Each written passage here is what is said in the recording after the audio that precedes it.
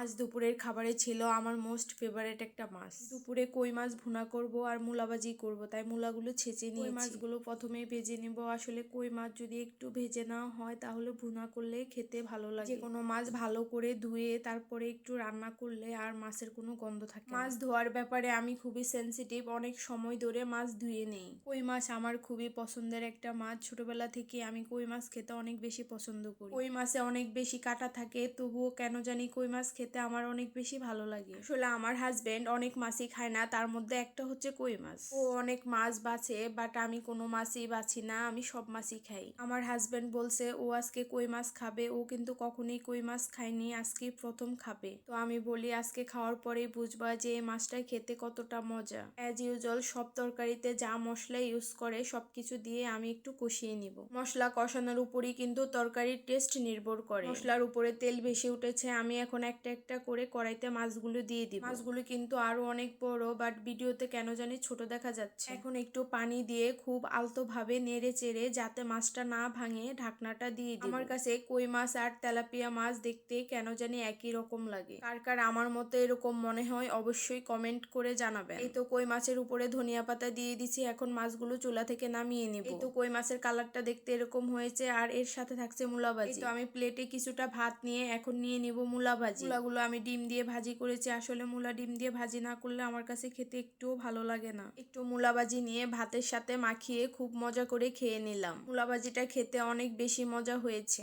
এরপর ভাতের সাথে নিয়েছি কই মাছ, আর কই মাছ ভুনাটা খেতে অনেক বেশি মজা হয়েছে, আর সাথে মাছটা অনেক মজা ছিল। আমার ভিডিওটি যদি আপনাদের ভালো লেগে থাকে অবশ্যই লাইক, কমেন্ট, শেয়ার করে পাশে থাকবেন। দেখা হবে পরবর্তী কোনো ভিডিওতে।